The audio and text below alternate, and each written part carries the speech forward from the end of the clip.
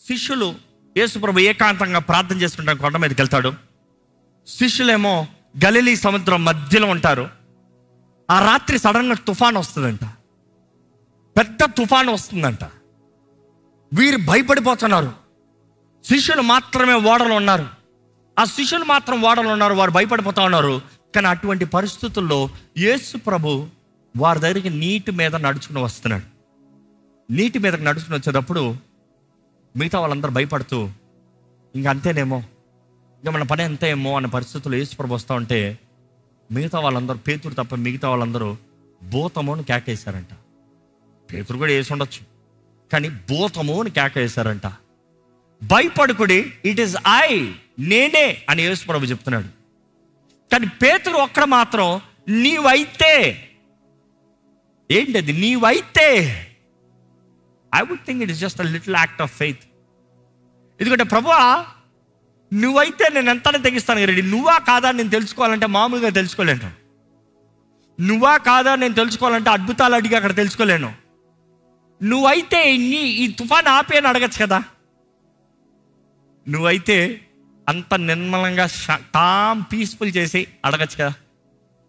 అక్కడ అద్భుత క్రియల్ని చూస్తానికి అడుగుతలే, తన జీవితంలో ఎక్స్పీరియన్స్, నేను తెగిస్తా, నువ్వా కాదా తెలుసుకోలో నా లైఫ్ లైన్లో పెడతానే తెలుస్తుంది.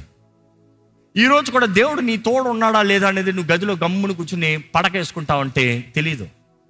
టేక్ ఎ స్టెప్, అడుగుతీ తెలుస్తుంది. పేతురు విశ్వాసం చాలా లేదు, కానీ పేతురుకు తెలుసు ఎలా తెలుసుకోవాలి. నీవైతే నన్ను కూడా నడిపించు. చెప్పిన రీతిగానే యేసుప్రభు అంటాడు, రమ్మంటాడు. పేతురు కూడా నీటి మీద నడిచాడంట.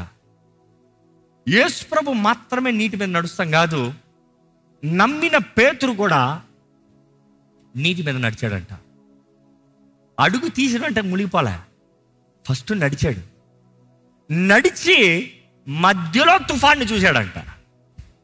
ఎందుకు ఈ మాట చెప్తున్నానంటే, ఈరోజు చాలామంది మన జీవితంలో కూడా విశ్వాసంతో అడుగు తెస్తున్నాం. దేవా నువ్వు చేస్తావని నమ్ముతానన్న అడుగు తెస్తున్నావు. దేవా నువ్వు నాకు జయం ఇస్తావని నమ్ముతానన్న అడుగు తెస్తున్నావు. కానీ అడుగు తీసిన వ్యక్తివి మధ్యలో కూలిపోతున్నావు. మళ్ళీ అంటున్నాడు, విశ్వాసంతోనే ప్రారంభించాను కదా, నేను నమ్మే కదా ప్రారంభించాను, దేవుడు నా తోడున్నాడనే కదా చేశాను. కానీ మధ్యలో అవ్వట్లే. ఎందుకు అవ్వట్లే? Because you have seen something else.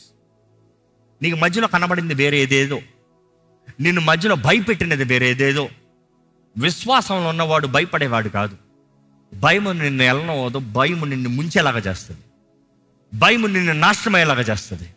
నీలో విశ్వాసం అంటే, ఎందుకంటే పేతురు దగ్గర చూసినప్పుడు తన గాలి తుఫాన్ని చూసి మునగసాగాను అంటే ఇదే ఒక్కసారి అర్థం చేసుకోవాలి. తన అడుగు తీసి నీటిలో నడుస్తున్నాడు, గాలి తుఫాన్ని చూసి కొంచెం మునిగాడు. మునగసాగిన వెంటనే మునిగాడు కాదు, నాట్ దట్ హీ వెంట్ పట్టని. గాలి తుఫాన్ని చూసిన ప్రతిసారి కాలు దిగుతుంది. ఈ లైఫ్లో మనం ప్రార్థన చేసిన వెంటనే అన్నీ జరిగిపోతాంలో మనకి ధైర్యం చాలా ఈజీగా ఉంటుంది. కానీ కొన్నిసార్లు మనం ప్రార్థన చేసినప్పుడు జరగకపోతే ఏమనిపిస్తుంది తెలుసా?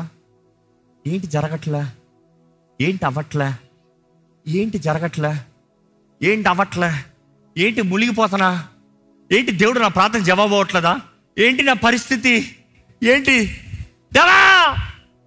అప్పుడు కేక వేస్తున్నాడు. మునగ సాగానంటే అప్పుడు కేక వేస్తాడంట. ఎందుకు? మునిగే ప్రతి మొదటి అడుగుకే కేక వేసి ఉండొచ్చుగా. ఈరోజు నువ్వు భయపడే కొలిది మునిగిపోతావు. మీలో విశ్వాసం ఉందా?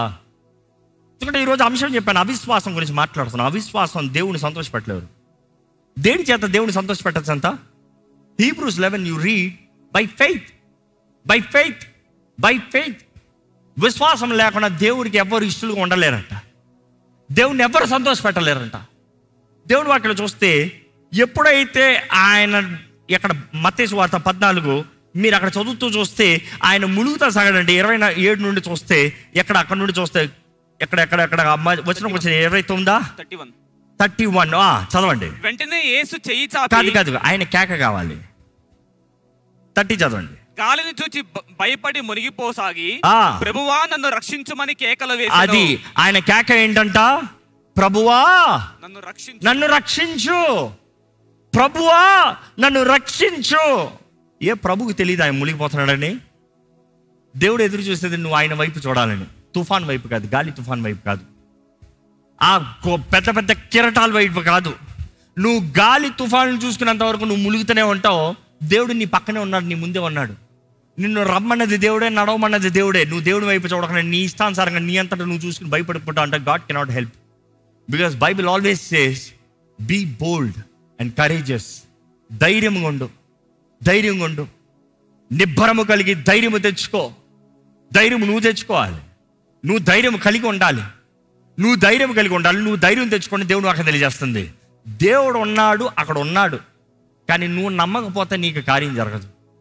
కానీ అక్కడ మాట చూస్తానండి, పేతురు కేక వేస్తున్నాడు, నన్ను రక్షించు అన్న వెంటనే ప్రభు మాట చూడండి. వెంటనే యేసు చెయ్యి చాపి అతని పట్టుకొని అల్ప విశ్వాసి ఎందుకు సందేహపడితేవని అతనితో చెప్పాను. ఏంటి? అల్ప విశ్వాసి. ఈ సీన్ అర్థం చేసుకోండి. యేసు ప్రభు చెయ్యి చాపి పట్టగలిగాడంట. ఎంత దూరం ఉన్నాడు? ఎంత దూరం ఉన్నాడు? చెయ్యి చాపి పట్టగలిగినంత దూరం ఉన్నాడు అంతే.